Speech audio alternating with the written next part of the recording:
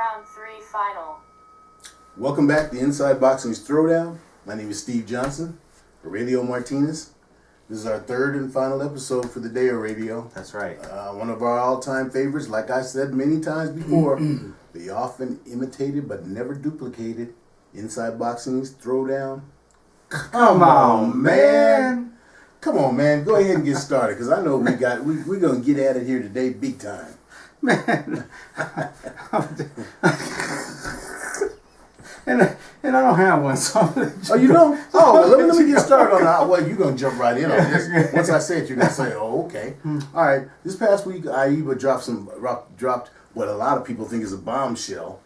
Making the announcement that they're going to allow professionals to box in the 2016 Olympic Games. They're going to open it up.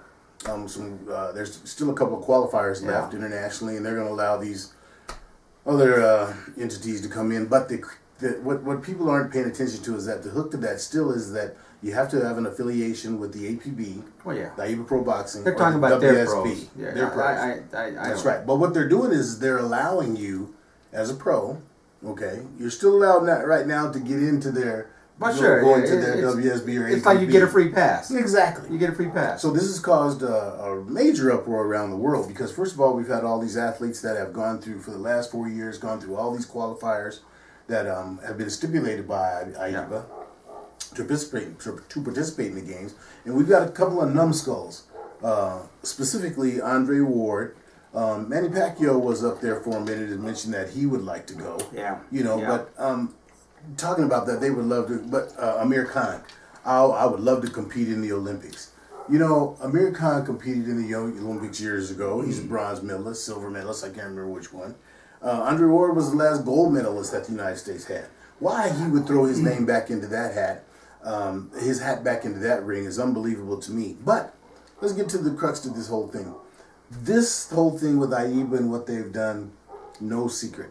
No, Dr. Chin Kao Wu has made no secret about his plans of having his APB and his WSB branch into the promotions game on the pro level. And on the pro side. And the only person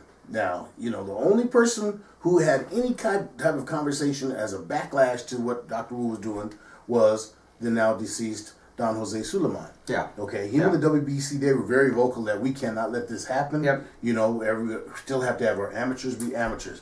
Aurelio, it is now to the point where it's really out of control because without having an amateur program throughout the United States, throughout the world, that isn't affiliated with AIBA, because that in effect would be their feeder group. That's what would happen. That'd be their feeder. All of our kids fall victim to predators, and what I call them are predators, who guys that out to just make a buck off of these young boxers, okay, that have no clue as to what's going on. All they want to do is say, hey, sign with me, we'll get you fights, and hey, as a boxer, most of them, that's what is enticing to them. Hey, this guy's going to give me fights. Yeah. Well, it's a lot more than saying, it's a lot doing, okay? You set yourself up for a disaster. But Dr. Wu, like I said, this is not a plan that just was overnight. No. This is a well-calculated move. This has been going on for years. Yes. AIBA has made a continuous move, and we talked about that years ago. Yes. When they first started with the WSB and the World Series of APB Boxing. and the APB, the AIBA Pro Boxing. This was nothing but a move into taking full control, amateur and professional boxing in the entire country. I mean, in the world. That's right. I'm sorry, in the world. Mm-hmm. And they've got the backing and they've got the organization to do it. No one else can ever bump heads with WBC or the IBF or the WB, mainly the WBC, because the other alphabet organizations are not that big of a threat. WBC is very strong and very powerful. Mm-hmm. So it would take something like AIBA. Now, as strong as WBC is they don't have the financial backing to bump heads with AIBA, because AIBA is the world together, and their first target was the United States. Let's take the United States and let's knock them out, and they did a very good job, slowly but surely. And you've seen how they made the amateur program in the United States worthless. for sake of using another words, when it comes, I wouldn't go that far. Right, it's worthless. In our amateur boxers, the ones that USA Boxing selects due to the selection process, due to the way AIBA tells them how to do it, are not capable of competing on an international level. Okay, and that's not saying that there aren't boxers in the United States that can, because there are. Okay. There's plenty of them. Okay. But due to the selection process and due to the bowing of USA Boxing to AIBA, them boxers are not being seeked out for that. But okay, there's some politics involved. But there's a lot of politics. But anyhow, like you say, it was a very good move on Dr. Wu's part. He's pretty much accomplished what he set out to do, and to be honest with you, they can't be stopped now. Hey, and not only that, and don't forget, at the end of the week, Dr. Wu made the announcement that the WSB, the World Series of Boxing, plans on initiating a women's boxing program. Yeah. Okay, so hey man, there's almost no stopping him now. He's on his roll. He's doing his thing. So to us here in the United States, to allow professional boxers into the Olympics, you're right. That's a big come on, man. Come on, man. Okay. And the sad part is that all the attention now, as we build to August, which is just a few months away, okay,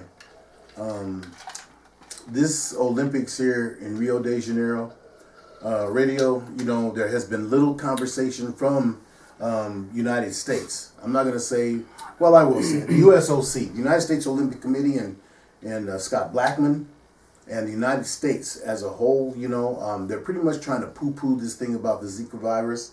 The Zika virus is definitely a concern worldwide. We've got several articles up on InsideBoxing.com, on Colorado Boxing News. It's a concern. That are telling you about that this Zika virus, that the world is concerned. There was a lady that I did a piece on, as you remember. She actually, said that there were 3 cities that were of major concern. That was Istanbul, and this is because of their tourism. Yes. Istanbul, Turkey, Mexico City, Mexico, and Rio de Janeiro, Brazil. She said, Istanbul, go ahead and go. Mexico City, go ahead and go. Yep. Rio de Janeiro, she says, stay as far away from it as you can.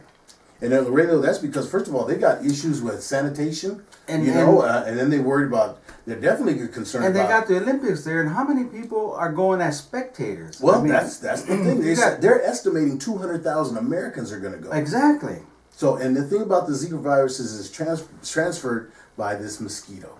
Yeah. Okay, so if you get a mosquito bite when you're in Brazil, you wouldn't be tripping coming back to the United States? Yeah, because there's no symptoms, right? Not until it has a while to incubate, to marinate. Yeah, to incubate and take its time, and it'll show up. And the major problem it has is in birth defects.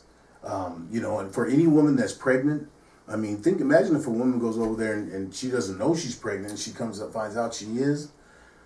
Or let's say she goes up there and gets pregnant. Exactly, man. Like I said, I hate to say this, but and I will say it later on as we get closer to the Olympics and more information comes out. Right now, if it was my kid, I would strongly be saying, I don't know if we want to go. Yeah. I don't know if we want to go. Is it worth it? Is it worth it? Is your life worth it? And in fact, bringing that virus back to the States. And here's the kicker. Is it all worth it? They said that if it comes back to the United States, they expect it to really be prevalent in the southern parts of the States. Oh, yeah. Because the temperature, the humidity. The mosquitoes, the virus is going to live and thrive. I mean, it's crazy. It's crazy. It's a worldwide. Right now, some parts of the world, it's an epidemic right now. Yeah. And you're going to go over here in Brazil, where it's considered to be just a breeding bed for it.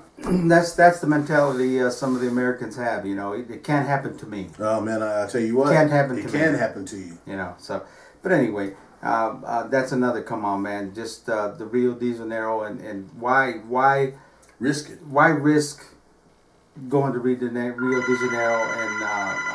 and regardless to win a gold medal to pride? I mean, it's not worth it. It's hard to tell a kid, that's been working his whole life for this opportunity, to tell him not to go. So it's the IOC, the International Olympic Committee. Why don't you change it? I mean, money and politics have a lot to do with it, but so does the value of human lives. So they've already let it know they're not changing it. Yeah, You know, so- it's going to be held in Rio no matter what. So we'll follow it closely and let you guys know what's going on in it. It's going to be a hot topic, you know, Yeah. up until Olympic Games, and that we'll have every segment that we will talk about the Zika virus and its potential impact on the Olympic Games. All right, it's been a good 3 episodes we had. Hope you guys had a good time. Once again, the greatest, Muhammad Ali. We'll miss you, my man. Impactful more than just boxing. That's right. Okay, greatest of all time. Good. So, Steve, until next time, You got it, radio. keep them hands up, guys Keep them up, baby. and girls. Yeah. Because you girls are now starting to take over. I don't know about take over, man. Oh, yeah. Just, keep them hands up. Them lights are hot, man. Them lights are hot. Okay.